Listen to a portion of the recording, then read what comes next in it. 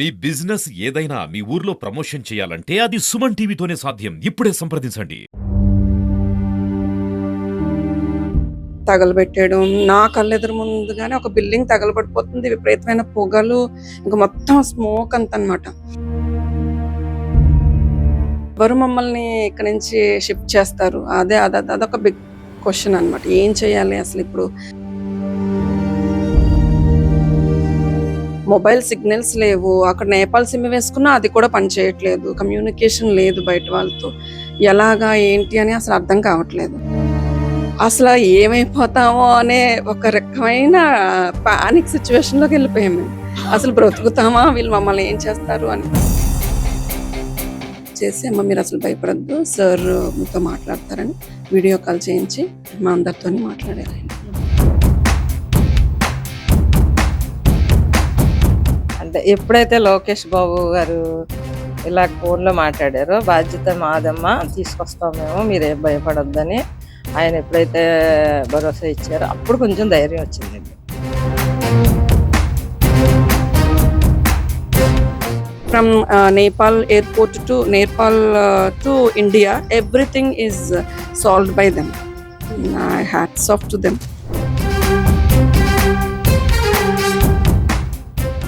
సానా సతీష్ గారు కానీ, లోకేష్ గారు కానీ, మరి ఏపీ గవర్నమెంట్ కానీ భార్య పిల్లల్ని ఇంత సురక్షితంగా తీసుకురావడం, మరి ఆంధ్రప్రదేశ్లో పుట్టడం చాలా అదృష్టం.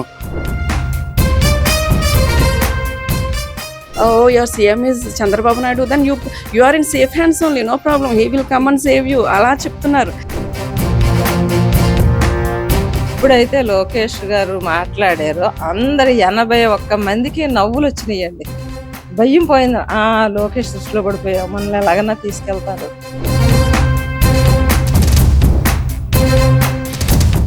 నమస్తే, welcome to Suman TV. Hindu Himalaya దేశం నేపాల్ అల్లర్లతో అట్టుడుకుతోన్న విషయం మనందరికీ తెలిసిందే. సోషల్ మీడియాపై నిషేధంతో శాంతియుతంగా ప్రారంభమైన స్టూడెంట్స్ నిరసనలు చేశారో అది నివురుగప్పిన నిప్పులాగా మారింది. ఎంతో మంది ప్రాణాలను బలిగొంది. ప్రభుత్వ కార్యాలయాలు కూడా అగ్నికి ఆహుతైపోయాయి. అయితే నేపాల్ అనగానే చాలా మంది యాత్రికులు ఇతర దేశాల నుంచి ఆ సుందర ప్రదేశాన్ని చూసేందుకు ఎంతో మంది చేరుకుంటూ ఉంటారు. ఈ నేపథ్యంలోనే అల్లర్లు జరుగుతున్న టైంలోనే అక్కడ మన ఆంధ్రప్రదేశ్ కి సంబంధించిన 80 సభ్యుల బృందం యాత్రికులుగా అక్కడికి వెళ్లడం జరిగింది. ఆ అల్లర్లలో చిక్కుకుపోవడం, అక్కడి నుంచి నారా లోకేష్ గారి చొరవతో సేఫ్ గా ఇంటికి రావడం కూడా జరిగింది. మనతో పాటు కాకినాడకి చెందిన కొంతమంది యాత్రికులు ఉన్నారు. మేడం నమస్తే అండి. అంటే ఎప్పుడు మీరు యాత్రకి వెళ్ళారు? అక్కడ ఎలాంటి పరిస్థితులు చూసారు? మేము సెప్టెంబర్ 3ని ఇక్కడ నుంచి బయలుదేరామండి. వైజాగ్ నుంచి ఆల్మోస్ట్ ఒక 81 మెంబర్స్ అందరూ కలిసి ఒక ట్రూప్గా, ఒక గ్రూప్గా మేము బయలుదేరిన తర్వాత వెంటనే ఈ బార్డర్కి చేరుకుని అక్కడ ఒక నైట్ స్టే చేసి నెక్స్ట్ డే మేము బై రోడ్ బార్డర్ దాటి నేపాల్కి వెళ్ళాము. అక్కడ వెళ్ళి అంతా బాగా జరుగుతుంది. అసలు ఇలాంటి విషయం కూడా మాకు తెలియదు, నేపాల్లో ఇలా ఉందని కూడా తెలియదు. వెళ్ళాము, ముక్తినాథ్ దర్శనం చాలా బాగా చేసుకున్నాము. తర్వాత మనోకామన వచ్చాము, పోఖ్రా సిటీ అంతా చూసుకున్నాము. అక్కడ కూడా వారాహిదేవి చాలా ప్రసిద్ధి అండి, ఆ దేవిని కూడా చాలా బాగా దర్శనం చేసుకున్నాము. తర్వాత మనోకామన వెళ్ళాము, మనోకామన దర్శనం చేసుకుని మనోకామన నుంచి ఇంకా మేము కాఠ్మండు వస్తున్నాము. పశుపతినాథ్ టెంపుల్ దర్శనం చేసుకున్నాము. కాఠ్మండు వస్తున్నప్పుడే మాకు ఆన్ ద వేలోనే కొంచెం ఇన్ఫర్మేషన్ వచ్చింది, ఇలా కర్ఫ్యూ ఉందంట, సో రీజన్స్ వల్ల గవర్నమెంట్కి సివిలియన్స్కి కొంచెం గొడవలుగా ఉన్నాయంట. అంటే సరే మేము వచ్చేసరికి నైట్ అయిపోయింది. మేము కాఠ్మండు చేరుకునేసరికి బస్సులో నైట్ అయిపోయింది. సో నైట్ అప్పుడు బాగానే ఉంది, నార్మల్గానే ఉంది సిచ్యువేషన్ రోడ్ మీద. So we could safely reach to hotels అనమాట. హోటల్ రూమ్కి వచ్చేసి ఆ నైట్ అక్కడ రెస్ట్ తీసుకుని ఎర్లీ మార్నింగ్ మేము అంటే హోటల్కి పశుపతినాథ్ టెంపుల్కి జస్ట్ 1 కిలోమీటర్ కూడా ఉండదండి, జస్ట్ ఒక 150 మీటర్స్ అవి అంతే. ఒక మధ్యలో మెయిన్ రోడ్ ఉంటుంది, మెయిన్ రోడ్కి అటువైపు పశుపతినాథ్ టెంపుల్, క్వైట్ ఆపోజిట్ లైన్లోనే మా హోటల్ అనమాట. సో ఎర్లీ మార్నింగ్ మేము బయలుదేరి పశుపతినాథ్ టెంపుల్కి వెళ్ళిపోయాం. అక్కడ దర్శనం బాగా జరిగింది. సో మేము వచ్చేసరికి 9:30 అయింది. రిటర్న్ వచ్చేస్తున్నాము. అంతమంది కలిసి వస్తుంటే ఒకసారి ఇంకా రోడ్డు మీద అల్లర్లు, తగలబెట్టేయడం, నా కళ్ళెదురు ముందుగానే ఒక బిల్డింగ్ తగలబడిపోతుంది. విపరీతమైన పొగలు, ఇంకా మొత్తం స్మోక్ అంతనమాట. చాలా మంది, అందరూ యూతేనండి, హెల్మెట్స్ పెట్టుకుని, రాడ్స్ పట్టుకుని, బైక్స్ మీద తిరుగుతూ, అరుచుకుంటూ అలా చేస్తుంటే ఒకసారి మాకు చాలా భయం వేసింది, ఏంటి ఎంత దారుణంగా ఉందని. ఇంకా అలాగే అటువైపు నుంచి తప్పుకుంటూ మొత్తానికి మా హోటల్కి రీచ్ అయిపోయామండి. అక్కడ ఉన్న కొంత షాప్స్ దగ్గర ఉన్న వాళ్ళు, ఆ నేపాల్ పీపుల్ అంతా కూడా మీరు వెళ్ళిపోండి తొందరగా ఇక్కడ నుంచి, ఇట్స్ నాట్ సేఫ్ ప్లేస్ మీకు అని చెప్పడంతో మేము వెళ్ళిపోయాం. వెళ్ళిన తర్వాత ఇంకా సరే, అసలు యాక్చువల్గా అయితే ఆ రోజు మధ్యాహ్నం 2 గంటలకే మేము కాఠ్మాండు నుంచి జనక్పురి స్టార్ట్ అయిపోవాలి బస్సులో. So bus driver already book చేసేసిన బస్సులే, కానీ they are not ready to pick up అన్నమాట. వాళ్ళు కాఠ్మాండుకి బయట ఉండిపోయి బస్సులన్నీ కూడా. సో ఎవరు మమ్మల్ని ఇక్కడ నుంచి షిఫ్ట్ చేస్తారు, అదొక బిగ్ క్వశ్చన్ అన్నమాట. ఏం చేయాలి అసలు ఇప్పుడు అనే ఆ సిచ్యువేషన్ లో అసలు ఏం అర్థం కాలేదు. అసలు ఎటువంటి కమ్యూనికేషన్ లేదు అక్కడ, అంటే మొబైల్ సిగ్నల్స్ కూడా పనిచేయలేదు లేవండి, అన్నారు కదా. మొబైల్ సిగ్నల్స్ లేవు. అక్కడ నేపాల్ సిమ్ వేసుకున్నా అది కూడా పనిచేయట్లేదు. కమ్యూనికేషన్ లేదు బయట వాళ్ళతో. ఎలాగా ఏంటి అని అసలు అర్థం కావట్లేదు. ఒకసారి ఏంటంటే ఒక క్యాబ్ మేము తీసుకుని ట్రై చేసాం. We want escape from the Kathmandu at anyway. Try చేసాం, కానీ ఒక 1 కిలోమీటర్ అవే వెళ్ళాము క్యాబ్లోని. వెంటనే ఈ ప్రొటెస్టెంట్స్, ఈ రైట్స్ అన్ని వాళ్ళందరూ పెద్ద పెద్ద రాడ్స్ పట్టుకుని మా క్యాబ్ వైపుకి వచ్చేస్తున్నారు. ఓకే. అసలు ఏమైపోతామో అనే ఒక రకమైన పానిక్ సిచ్యువేషన్ లోకి వెళ్ళిపోయాం మేము. అసలు బ్రతుకుతామా, వీళ్ళు మమ్మల్ని ఏం చేస్తారు అని. ఆ క్యాబ్ డ్రైవర్ చాలా మంచిగా ఒక మనకి రివర్స్ డ్రైవింగ్ చేసుకుంటూ చాలా దూరం చాలా స్పీడ్ గా తీసుకొచ్చేసి మమ్మల్ని ఎక్కడైతే పికప్ చేసుకున్నాడో అక్కడ వదిలేసి హోటల్ కి దగ్గరలో, మీరు వెంటనే లోపలికి వెళ్ళిపోండి, అసలు బయటికి రావద్దు, చాలా ప్రమాదంగా ఉంది, ఇక్కడ ఏదైనా జరగచ్చు అని అతను చెప్పడం, మేము గబగబా ఇంకా హోటల్ రూమ్ లోకి వెళ్ళిపోతే హోటల్ ఓనర్ కూడా చాలా మంచి ఆయనండి. ఆయన కూడా మీరు ఈ హోటల్లో ఉన్నంత వరకు మేము ప్రొటెక్షన్ ఇస్తామమ్మా మీకు, మీరు అసలు భయపడద్దు అని ఆ పెద్ద పెద్ద గేట్లు ఉన్నవన్నీ లాక్ చేసేసి ఎవరిని లోపలికి రానివ్వకుండా, మమ్మల్ని బయటికి వెళ్ళనివ్వకుండా తను చాలా ప్రొటెక్షన్ చేశారు అతను కూడా. ఇలాంటి సిచ్యువేషన్స్ మునుపెన్నడు, అంటే ఎప్పుడైనా వార్తల్లో వింటూ ఉంటాం పలానా చోట ఇలాంటి అల్లర్లు జరిగాయి అని చూస్తూ ఉంటాం, కానీ డైరెక్ట్ గా అదే ప్లేస్ లో మనం ఉండడం, అందులోను మీరు యాత్రకు వెళ్ళడం, ఏమనిపించింది మేడం ఆ టైంలో? It was a terrible situation which we never experienced. We went through that terrible situation. అసలు మా అమ్మగారు అయితే ఇంకా అసలు మనం అంటే మాకు ఇంకొక న్యూస్ కూడా వచ్చింది. మా పక్కనున్న స్ట్రీట్ లో ఒక హోటల్ తగలబెట్టేస్తున్నారు. ఇంకా అంత అప్పటికే మాకు తెలిసింది, ఇలా ప్రైమ్ మినిస్టర్ అక్కడ రిజైన్ చేశారు, హోమ్ మినిస్టర్ వాళ్ళు ఇల్లు తగలబెట్టేశారు, పలానా వాళ్ళ వైఫ్, ఇవన్నీ న్యూస్ తెలియగానే ఇంకా అక్కడ ఉన్న చాలా మంది ఓల్డ్ పీపుల్ ఉన్నారు, వాళ్ళందరూ ప్యానిక్ అయిపోతున్నారు. ఏంటి అసలు మనం ఎలా చిక్కుకున్నాం, ఏంటి ఇప్పటి వరకు బాగా జరిగింది కదా. మా అమ్మగారు అయితే అసలు నేను ఏమైపోయినా పర్లేదు, నా గురించి చాలా భయపడిపోయారు, ఇంకా చాలా బాధ్యత ఉంది, అసలు ఎలాగా ఏంటి అని. ఆవిడైతే అసలు ఎవరితో మాట్లాడేవారు కదా, ఆ పానిక్ సిచ్యువేషన్ లో అలా ఉండిపోయారండి. అసలు వాళ్ళందరూ చాలా ఇదిగా అప్పుడు ఏం చేయాలి ఏంటి అని ఆ టైంలో నాకు ఒక థాట్ వచ్చింది. మా అబ్బాయికి ఓనర్ తో ఒకసారి వైఫై అది తీసుకుని మా అబ్బాయికి నేను కాల్ చేశాను, వాట్సాప్ కాల్ చేసి ఇలాగుంది మా అబ్బాయి, he's doing software engineering in Hyderabad. మా అబ్బాయికి కాల్ చేసి ఇలా ఉంది సిచ్యువేషన్, ఏం చేద్దామంటే మీరు అసలు కంగారు పడకండి, నేను ఏపీ గవర్నమెంట్కి ఇన్ఫర్మేషన్ ఇస్తాను, సో వాళ్ళు చూసుకుంటారు మనల్ని. వెంటనే వీడు ఎంబసీ ఆఫ్ ఇండియాకి ఒక పెద్ద మెయిల్ పెట్టడంతో వాళ్ళందరూ రెస్పాండ్ అయ్యి మా ఫోన్ నెంబర్స్ అవి అందులో ఇవ్వడంతో వాళ్ళందరూ వీళ్ళు కలిసి మళ్ళీ ఏపీ గవర్నమెంట్కి కూడా వీడు అప్రోచ్ అయ్యాడు ఫోన్ చేసి. సో అప్పుడు నారా చంద్రబాబు నాయుడు గారు పిఏ మాకు ఫోన్ చేశారు, నా ఫోన్కి చేసి, అమ్మ మీరు అసలు భయపడద్దు, సార్ మీతో మాట్లాడతారని వీడియో కాల్ చేయించి మా అందరితోని మాట్లాడారు ఆయన. అమ్మ ఎలా అనిపించింది, అంటే అక్కడి నుంచి సేఫ్ గా ఇంటికి వెళతామా లేదా అన్నది ఒక క్వశ్చన్ మార్క్ అయితే, మనకి వెనక రెస్పాన్సిబిలిటీస్ ఉంటాయి. ఏదైనా ఇలాంటి సిచ్యువేషన్స్ లో వెనక వాళ్ళు ఏమైపోతారు, మనకి ఏమవుతుంది అన్న టెన్షన్ ఉంటుంది. మీరు అన్నట్టు పానిక్ సిచ్యువేషన్ అది. సో సేఫ్ గా ఇంటికి వస్తారు అనుకున్నారు? అసలు అనుకోలేదండి. అంటే there is no way to come out from the situation, there is no way. ఎందుకంటే అక్కడ గవర్నమెంట్ లేదు, who will protect us. Nepal government ఉంటే మన ఇండియా గవర్నమెంట్ వాళ్ళతో మాట్లాడి అన్నీ చేసి, నేపాల్ గవర్నమెంటే లేదు. సివిలియన్స్ ఎలా అంటే ఇంకా అసలు వాళ్ళు ఎలాంటి సిచ్యువేషన్, ఏ నిమిషం ఏం చేస్తారనేది తెలీదు. షాప్స్ అన్ని పగలగొట్టేశారు, మేము ఉన్న స్ట్రీట్ లోనే షాప్స్ అన్ని పగలగొట్టేశారు, ఎక్కడ చూసినా అద్దాలు పెంకులు అవి అసలు ఒక పక్క నుంచి దొంగల భయం ఒకటి. వాళ్ళు కొంచెం అంటే ఎప్పుడైతే గవర్నమెంట్ లేదో ఇంకా ఎవరికి భయం ఉండదు కదండీ. మేమున్న హోటల్‌లో కూడా దొంగలు పడ్డారు.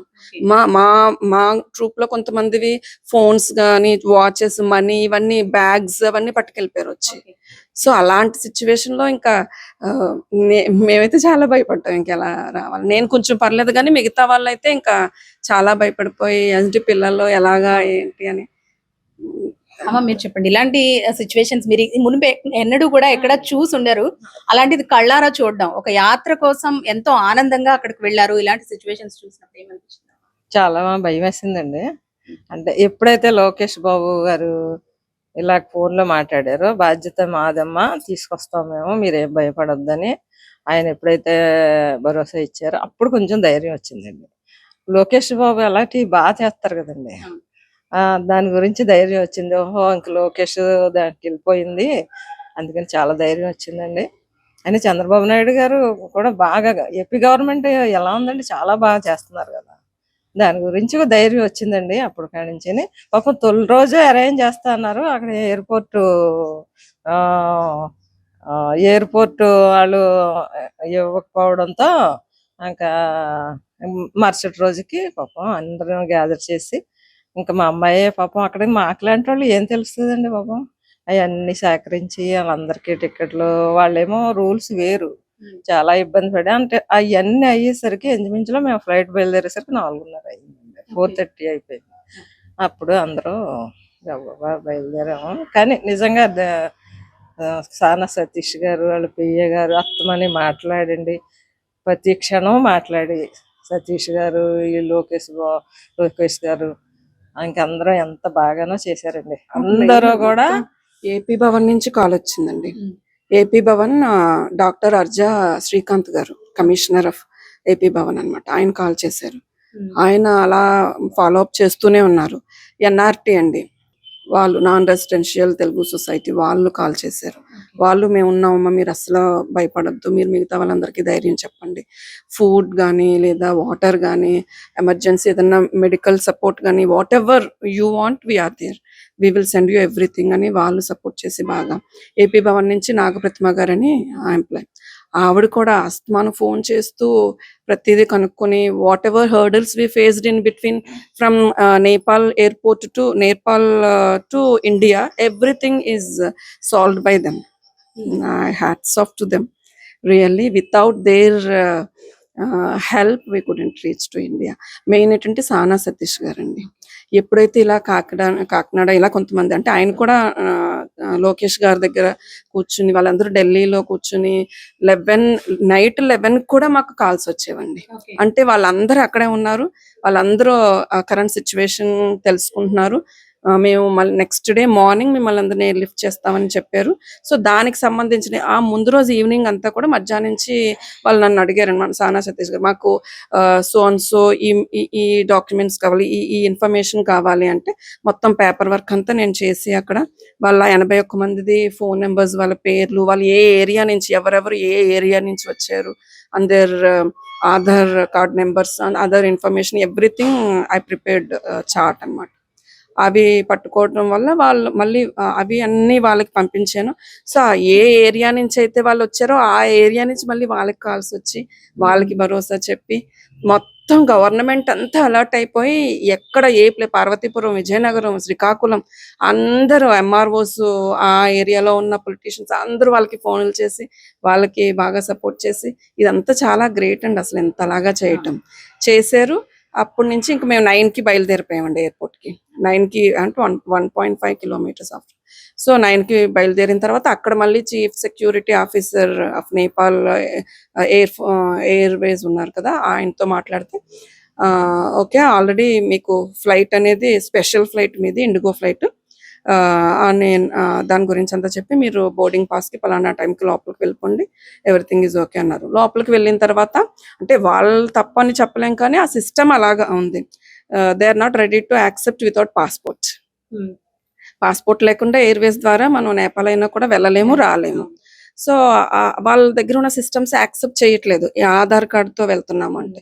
సో నేను వెంటనే మళ్ళీ అర్జా శ్రీకాంత్ కమిషనర్ సార్కి అండ్ నారా సార్ సతీష్ గారికి, సానా సతీష్ గారికి అది చెప్పాను వెంటనే. చెప్తే మీరు ఓకే. వాళ్ళ రూల్స్ ప్రకారంగా వాళ్ళు వెళ్తున్నారు కదా! వాళ్ళు ఏమడిగారంటే ఈ chief security officer of Nepal Airways ఆయన ఏమడిగారంటే, "we want one official letter from your government. Then we will accept it" అన్నారు. అఫీషియల్ లెటర్ ఫ్రమ్ గవర్నమెంట్ అనగానే వీళ్ళు వితిన్ ఫ్యూ మినిట్స్ వాళ్ళు ప్రిపేర్ చేసి, అది ఇప్పటికీ నా దగ్గర ఉంది. ప్రిపేర్ చేసి నాకు పంపించారు. అది నేను ఆయనకి చూపించగానే okay, we will start our work అని చెప్పి వితిన్ ఫ్యూ మినిట్సే వాళ్ళందరూ మళ్ళీ సిస్టమ్ అంతా మార్చుకుని దీనికి ఎలా చేసుకోవాలో అంతా రెడీ చేసుకుని మళ్ళీ they started their work. So కొంచెం టైం పట్టింది. అయినా కూడా చాలా ప్రశాంతంగా వీళ్ళ అందరికీ ఆ పని అయ్యి మేమందరం చాలా హ్యాపీగా ఫ్లైట్ ఎక్కడం జరిగిందండి. సార్ మీరు వెళ్ళలేదు, బట్ మీ వైఫ్ మీ పాప అక్కడ ఉన్నారు. మన వాళ్ళు ఒక ఆపదలో ఉన్నారన్నప్పుడు ఇక్కడ మన టెన్షన్ మామూలుగా ఉండదు. సో ఏమనిపించింది సార్, మళ్ళీ సేఫ్ గా వీళ్ళు ఎలా వస్తారు అన్న భయం అయితే ఉంటుంది కదా? అక్కడ చాలా అల్లకల్లోలంగా ఉందని తెలిసింది, కానీ వీళ్ళు చాలా ప్రమాద స్థితిలో ఉన్నట్టు నాకు తెలియదు. ఎందుకంటే మా అల్లుడి గారు, మా చిన్నమ్మాయి, మా మనవడు కూడా నాకు తెలియనిలేదు. ఎందుకంటే నేను కొంచెం టెన్షన్ ఫీల్ అవుతానని. తర్వాత 2 రోజులు పోయిన తర్వాత మా మనవడు ఇలాగ ఉంది పరిస్థితి, నేను అంబాసిడర్తో వాళ్ళతో మాట్లాడాను, అమ్మాయితో మాట్లాడాను, నీకేం పర్వాలేదు వచ్చేస్తారు అనగానే నాకు ఇంకా టెన్షన్ ఫీల్ అయ్యాను. ఏంటి ఇంత ప్రమాదంలో ఉన్నారా, ఇండియా వచ్చేసారు, దగ్గరలో అన్నని ముందు చెప్పారు, ఇప్పుడేమో అక్కడ ఇరుక్కుపోయారా అన్నట్టు నా మైండ్ బ్లాక్ అయిపోయింది. ఏంటి ఈ పరిస్థితిలో ఇలాగా ఉందని చాలా ఇబ్బంది పడ్డాను వచ్చేదాకా. వచ్చారు వీళ్ళు. సానా సతీష్ గారు కానీ, లోకేష్ గారు కానీ, మరి ఆ ఏపీ గవర్నమెంట్ కానీ భార్య పిల్లల్ని ఇంత సురక్షితంగా తీసుకురావడం, మరి ఆంధ్రప్రదేశ్లో పుట్టడం చాలా అదృష్టం. అందులో కాకినాడలో ఉండడం, సానా సతీష్ గారు సహకారాలు అందించడం చాలా ఆనందదాయకం. చాలా వీళ్ళు రాగానే చాలా హ్యాపీ ఫీల్ అయ్యాం. మరి ఇటువంటి సిచ్యువేషన్ నా జీవితంలో ఎప్పుడు అనుభవించలేదు. నేపాల్లో కూడా you are from Andhra Pradesh, oh your CM is Chandrababu Naidu, then you are in safe hands only, no problem, he will come and save you అలా చెప్తున్నారు. సో వాళ్ళకి కూడా మన గవర్నమెంట్ గురించి, చంద్రబాబు నాయుడు గారి పాలన గురించి అంతా తెలుసు. చాలా హ్యాపీ అనిపించింది. చంద్రబాబు నాయుడు గారు హోటల్ ఒకటి పెట్టారండి ఆ పైన మనోకామని, అక్కడ హోటల్ పెట్టి వాళ్ళు కూడా ఎంతో ఇదయ్యారు. మన చంద్రబాబు నాయుడు గారు ప్రభుత్వం అంతా ఉంది బాగా. ఎప్పుడైతే లోకేష్ గారు మాట్లాడారో అందరు 81 మందికి నవ్వులు వచ్చినాయండి. భయం పోయింది. లోకేష్ దృష్టిలో పడిపోయాం, మనల్ని ఎలాగన్నా తీసుకెళ్తారు అని పాపం అందరూ చాలా నవ్వుతూ, అప్పుడు దాకా బిక్కుమంటా ఉన్న వాళ్ళు అందరూ నవ్వుతూ, పర్లేదు లోకేష్ దృష్టిలో పడిపోయాం, మనం ఎలాగన్నా తీసుకెళ్తారని చాలా సంతోషించారు. మొత్తానికి నేపాల్లో ఏదైతే సోషల్ మీడియాపై నిషేధంతో శాంతియుతంగా ప్రారంభమైన స్టూడెంట్స్ ఉద్యమం తారాస్థాయికి చేరుకుంది. ఎంతో మంది ప్రాణాలు కోల్పోయారు. దాదాపు 30 మంది ప్రాణాలు కోల్పోవడమే కాదు, ప్రభుత్వ కార్యాలయాలన్నీ కూడా అగ్నికి ఆహుతైపోయాయి. ఇందులో చిక్కుకున్న మన తెలుగు వారు, ఆంధ్రప్రదేశ్ కి సంబంధించిన 81 మంది యాత్రకు వెళ్లిన యాత్రికులను సురక్షితంగా ఏపీ ప్రభుత్వం తమ ఇళ్లకు చేర్చడంతో వీళ్ళంతా కూడా ఆనందం వ్యక్తం చేస్తున్నారు. కెమెరా పర్సన్ భాస్కర్తో అనుశ్రీ, సుమన్ టీవీ, కాకినాడ.